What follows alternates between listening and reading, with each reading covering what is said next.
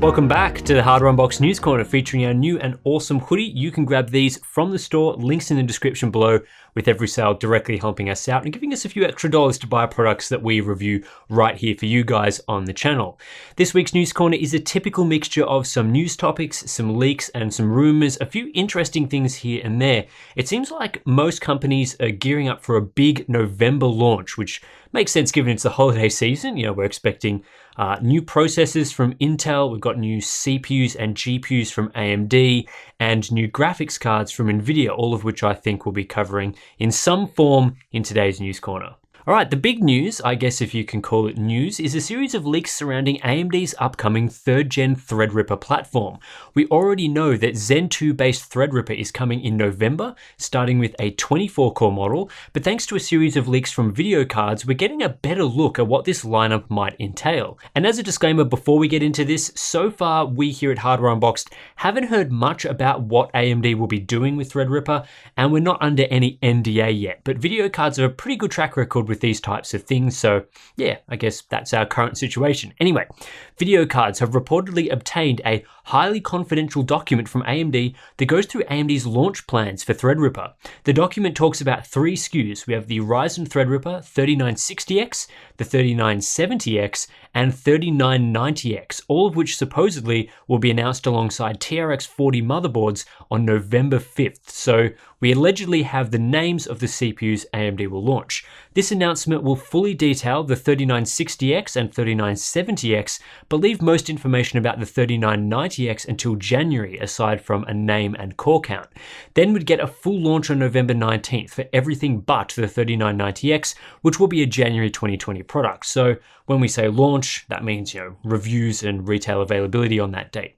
This is a pretty typical AMD release. For almost every product in the past few years, they've done a teaser style announcement, and we've already got that for Threadripper with that slide that you guys have probably seen, and then they go and unveil the full details later on. And it sounds like for the top end model, AMD will do a bit of a 3950X and wait a few more months to push that out to generate as much fanfare as possible.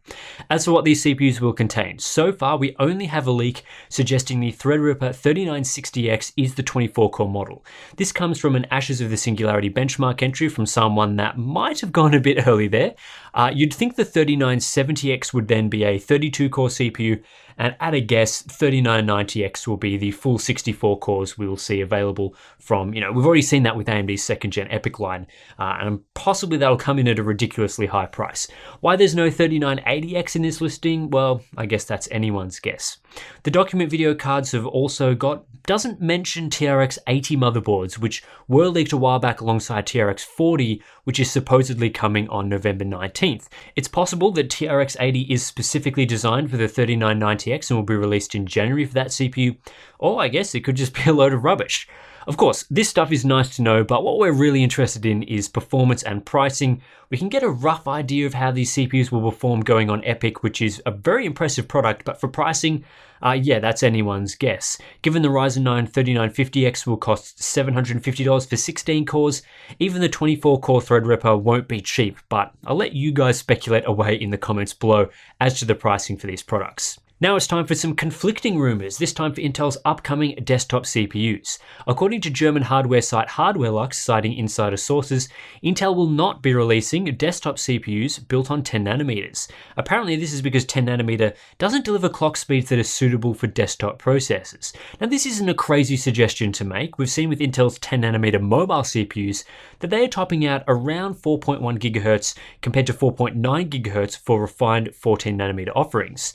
Given Intel are relying on clock speeds as high as 5 GHz for their desktop CPUs to offer top-end and competitive performance, having 10 nanometer chips floating around the low 4 GHz range wouldn't offer the performance desktop buyers are looking for. Even a high core count might not get the job done at those clock speeds up against Zen 2, especially with the 16-core 3950X existing. The rumor from HardwareLux goes on to say that Intel will be focusing on 7 nanometer for desktops, although those chips won't arrive until 2022, which is definitely a long way in the future. That'd be 2 to 3 more generations on 14 nanometer, where Intel could slip a fair way behind AMD with their 7 nanometer Zen 2 stuff. However, Intel is stating the following in response to this rumor. We continue to make great progress on 10 nanometer, and our current roadmap of 10 nanometer products includes desktop, with desktop there meaning desktop CPUs. There are several ways to read this pretty vague statement though. On the one hand, it could be refuting it entirely, and there will be 10nm desktop chips, although it doesn't say when, and we could still be facing a few 14nm generations before then. On the other hand, desktop CPUs could include mobile chips ported over to desktop platforms like NUCs. We've seen U-series in NUCs previously, or even HEDT chips, given Intel are expected to bring 10nm to servers next generation with Ice Lake. What seems pretty likely at this point though is that 10th generation desktop processors will be based on 14nm, not 10nm, given all the rumors so far are suggesting another Skylake revision is in store for us probably in the early parts of 2020. Before that, of course, we'll be getting 10th gen Cascade Lake X HEDT processors, as well as the Core i9 9900KS. Speaking of 10th generation desktop processors, a couple of rumors have popped up suggesting Intel will enable hyperthreading for 10th gen processors as a way of providing performance gains over previous gen parts. One such rumored example is the Core i3 10100. Yep, that's a pretty shocking name, but this processor is the successor to the Core i3 9100. Now, the 9100 was a 4-core, 4-thread design, but supposedly the 10100 brings that up to 4 cores and 8 threads, bringing around 30% more performance in a leaked Sandra benchmark. This would make the 10100 similar to a locked Kaby Lake Core i7 from a few generations ago. While this hasn't been confirmed for the rest of the lineup, it's possible that we'll also see hyperthreading enabled on Core i5 and Core i7 products. Right now, 9th gen Core i5s pack 6 cores and 6 threads. Intel used to offer 6 cores and 12 threads with 8th gen Core i7s, but swapped over to 8 cores and 8 threads for 9th gen i7. So there's room here to offer hyperthreading with both those lineups to improve performance. As for what happened to the Core i9s, rumors have persisted for a while that this will be a 10-core part, although we'll just have to see where that one ends up. Don't really know whether they'll go with the 10-core part or not, but if they do enable hyperthreading for the i7s, guess there's not much room to go. All right, let's blaze through the next one. Video cards have received images of many GeForce GTX 1660 supercards, which I think at this point puts it beyond doubt that this GPU is coming and coming very soon. Typically, we only see these sorts of leaks in the weeks or so before a product comes to market, so I think we can expect the 1660 Super in the next week or so. Here we have a Zotac version of the card, and there are also some MSI models coming, plus there's a range of other OEMs that have and haven't had their images leaked, as you can see here. Current rumors are suggesting this GPU will be exactly the same as the GTX 1660, so same 1408 CUDA cores, and same clock speeds, but with an upgrade from 6GB of GDDR5 to 6GB of GDDR6 memory, bringing a clock speed increase from 8 to 14 gigabits per second. This will provide a performance improvement in some situations, but it probably won't be that much faster than the GTX 1660. Nvidia's lineup is pretty crowded in this sub $300 space, with the 1660 Ti, the 1660, 1650, and now the 1660 Super, so there certainly will be plenty of choice if you have around this amount of money to spend. AMD has confirmed the launch and existence of a B550A chipset for OEMs. AMD's Robert Halleck, posting on Reddit, stated that the B550A chipset is a derivative of the Promontory LP chipset AMD has previously used for X470 and B450. It's unclear exactly what the changes or differences are, but this supposedly is not the same as B550, non-A that is, that will be coming soon for PC builders. As to why there is a B550A chipset instead of OEMs simply continuing to use B450, the reasoning for this is simply that OEMs may have different needs and wants than a DIYer. My guess, and this is pure speculation here, is those needs and wants are the appearance of having a new platform in their pre-builts without actually having anything new. OEMs are constantly asking for refreshes of products so they can launch a new generation with a fancy new component inside, even if that component is no different at all to the stuff that came before it. We've seen this countless times with products from AMD, such as the Radeon 600 series for entry-level OEM cards, or before that, the HD 8000 series, and certainly AMD aren't the only company that does this either. AMD has possibly created B550A because B550 isn't quite ready in time for the holiday refresh of most OEM desktop systems, but OEMs might have wanted something new in their systems to pair with Ryzen 3000 CPUs. I don't think B550 is too far away, but it's good to know that B550A is a little bit different.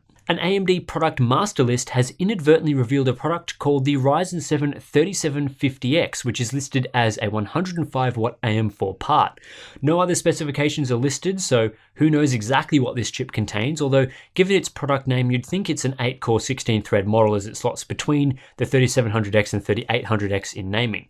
Of course, with so little to go on, it's unclear whether this chip will even come to the market at all, and if it does come to the market, whether it'll be OEM only or something consumers can buy. There's not a lot of room to fit in a 3750X between the existing 8-core models at $330 and $400, especially as most buyers should just grab the 3700X as the 3800X doesn't offer a lot more for its higher price. We've seen recently that AMD has released a few OEM-only chips like the Ryzen 5 3500X and the Ryzen 9 3900, so it's possible there is a market among OEMs for a $350-ish chip that offers a bit more than the 3700X without the high price of the 3800X. The PCI Express 6.0 specification, that's right, 6.0, is on track to be finalized by 2021. This version of PCIe will bring an increase to 256 gigabytes per second of bandwidth in a 16-lane slot, up from 64 gigabytes per second that we currently have with PCIe 4.0, and of course double what PCIe 5.0 is set to provide in the next few years. Version 0.3 of PCIe 6.0 spec has now been completed, with further work required before its 2021 finalization. Development on PCIe has been rapidly accelerating in the past few years. It took about 7 years to go from PCIe 3.0 to 4.0, but we've already seen the PCIe 5.0 spec finalized this year, and just 2 years later we're looking at PCIe 6.0.